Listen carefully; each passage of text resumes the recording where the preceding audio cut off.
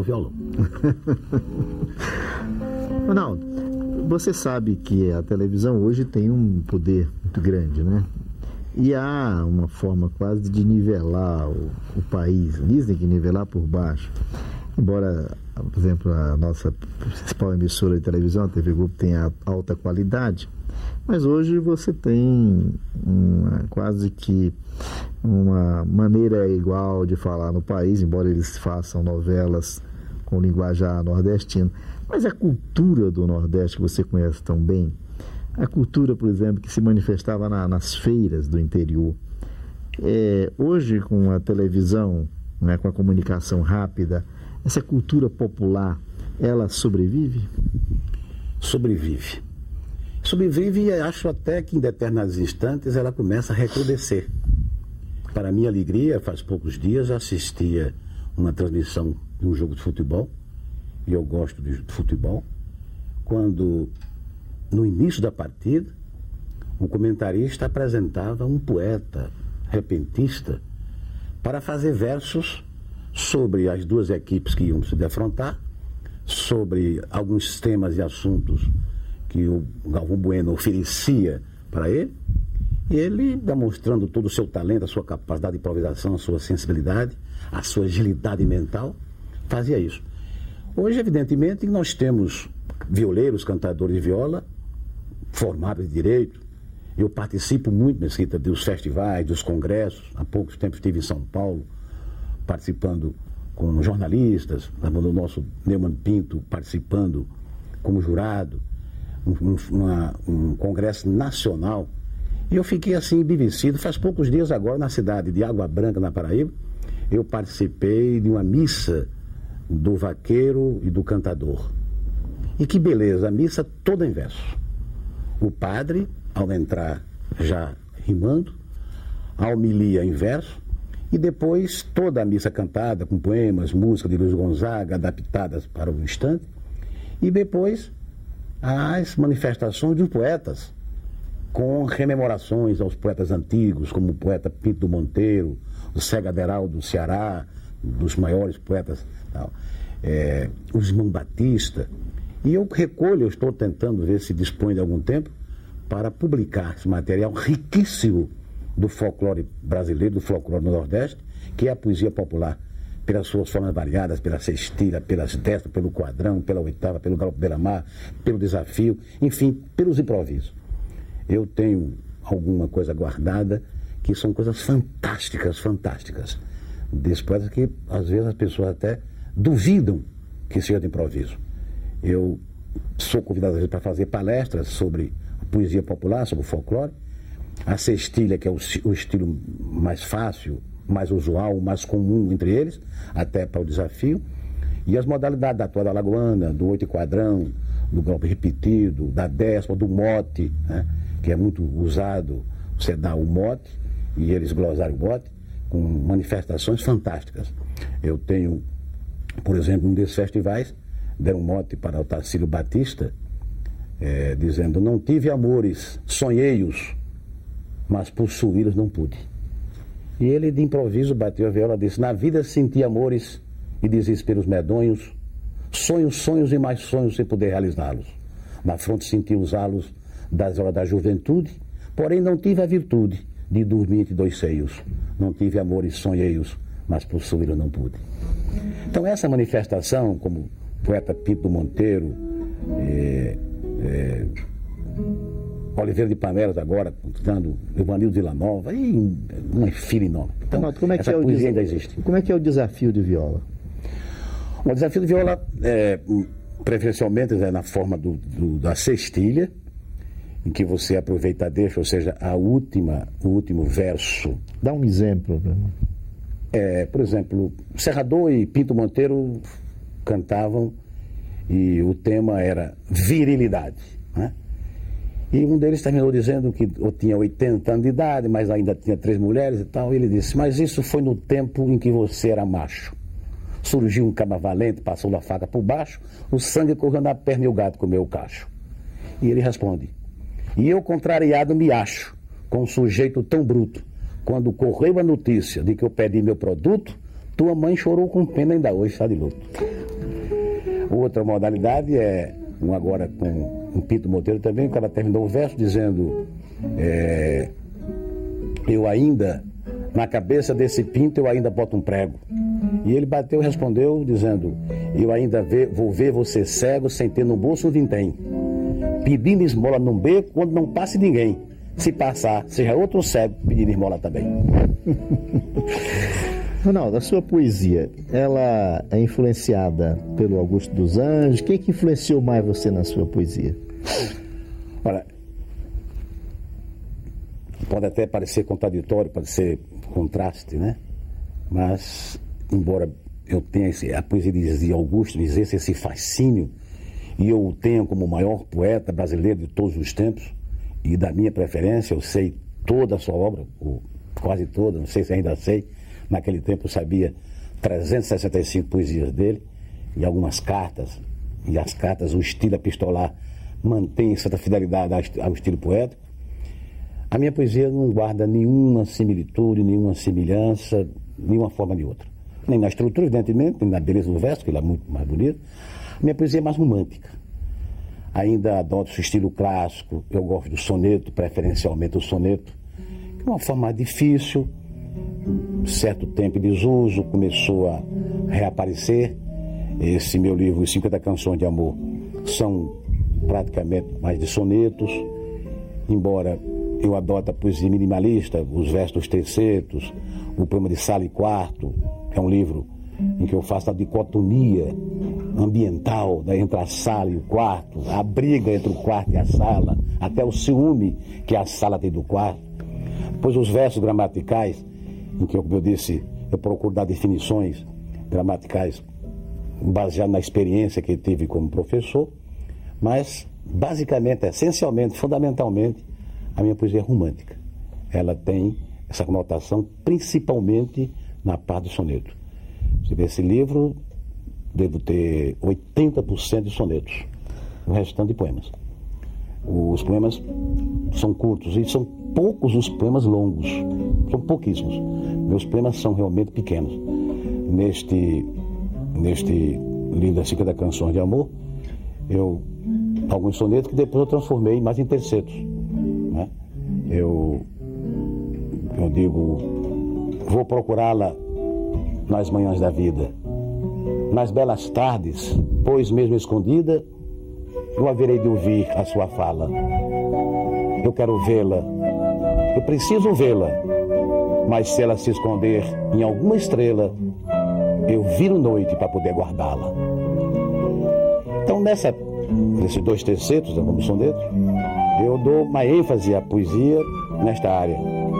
Eu tenho um soneto nesse livro que eu digo, é bem melhor a gente não se ver. A distância elimina as cicatrizes do amor que morre, mas que tem raízes, que com o tempo também irão morrer. O melhor que se faz é entender que distantes seremos mais felizes. Eu nunca saberei o que tu dizes e o que eu digo jamais irás saber. Bem mais tarde, quem sabe, eu já velhinho, a gente ainda se encontra no caminho, coberto de lembranças que eu guardei, e tu possas, sem mágoas, sem desgosto, presentear um beijo no meu rosto, diz-lhe bem baixinho, já te amei. Qual é o poema que você mais gosta da sua obra? Poemas são como filhos, né? A gente não pode ter preferência. É como se a gente pudesse preferir as cores do arco-íris e deixaria de ser arco-íris. Agora, há aqueles em que há uma maior identificação. Eu tenho um poema dedicado ao meu pai morto, que eu escrevi muito jovem. Me dói muito, machuca, mas eu gosto. Tenho o poema do Pentateuco, que é os livros bíblicos, Gênesis, um poema profano, Gênesis, Números, Levítico e o Deuteronômio, como final do livro, como livro das leis, também gosto do que eu digo. Foi quando surgiram as leis ditadas só para nós dois. Neste código de amor, diferente de outras leis, não se combina sanção. Quem cometer transgressão deve saber o que fez. E pela lei ficou dito que um vai amar o outro sem ter noção de distância, de tempo sem ter noção, um amor sem preconceito, amado de qualquer jeito, sem dar bolas à razão, amor doido, inconsequente, sem passado, só presente, pro hoje se eternizar. Futuro não interessa, amar muito sem ter pressa pro futuro demorar. Fica afinal decretado por este artigo final que um vai amar o outro de forma irracional. Só não pode ser normal, tem que ser bem diferente. Ora bicho, ora gente, seja de que modo for, um amor sem muito nexo. Ora alma e ora sexo e ora amor. Ronaldo, você é um romântico, mas você é um homem também que tem uma atuação política. Você foi cassado, né? Você foi cassado, você teve que sair do seu estado, o movimento militar de 64 cassou você, né? Você teve que, nesse período em que você, eu não diria que amargou o exílio, mas que você teve que deixar o seu estado, desenvolver outra atividade. Você também conviveu assim com a poesia? Foi um período criativo para você? Foi. Ao ser cassado, eu costumo dizer que eu passei a viver o exílio na própria pátria. Eu saí da Paraíba, eu fui cassado 42 dias depois de eleito prefeito de Campina Grande. E saí, fui para o Rio de Janeiro, do Rio fui para São Paulo, onde tentei iniciar minha vida. Ainda bem que eu era muito jovem, trazia na alma a juventude de todos os sonhos e o sonho de toda a juventude. Eu pude recomeçar a trabalhar ali, trabalhei no escritório da advocacia, consegui trabalhar depois no escritório do professor Vicente Hall, chefiado pelo grande jurista Saulo Ramos, que hoje tem nome internacional, como um dos maiores advogados do Brasil e do mundo. Mas nesse período foi de muita fertilidade. Eu escrevi, embora as minhas poesias não tivessem essa marca de qualquer sabor, de qualquer sentimento de revolta, de ódio, absolutamente não. Elas guardavam sempre identidade com a paisagem mais romântica possível. O meu interior se abria para um céu que só tinha estrelas ligadas à afeição, ao bem-querer, ao amar. Embora ali, outra vez, a gente pudesse escrever alguma coisa em 80, naquele tempo do Festival das Canções, né? Eu participei como compositor da letra de uma música que foi vetada. E meu filho participava num conjunto musical e eu escrevi uma música que foi aprovada em determinados estágios, por último foi vetada. Porque o público começou a cantar o refrão descoberto em cada estrofe. A estrofe era: a esposa doente, o filho com fome, o pobre sem nome está sem emprego. O mundo lhe fere, a vida lhe agride, e ele em revide não tem mais apego, nem a si, nem a seu semelhante. É assaltante. A moça bonita e filha sem pai, na vida ela vai caminhando ao léu, só dispondo do corpo que Deus lhe dotou, seu corpo alugou para pagar o aluguel. E na cama se deita, com a vida em disputa, prostituta. Entre os detritos que a fábrica expeliu, nas águas do rio o menino se banha. A barriga lhe aumenta, o fígado lhe cresce e tudo aparece na doença que apanha. Remédio não tem uma dose, eis que está a zoonose. O operário constrói edifício, mas seu sacrifício não é compensado. O custo de vida lhe chama de otário, porque seu salário está sempre achatado. Mas seu protesto no muro se escreve: greve.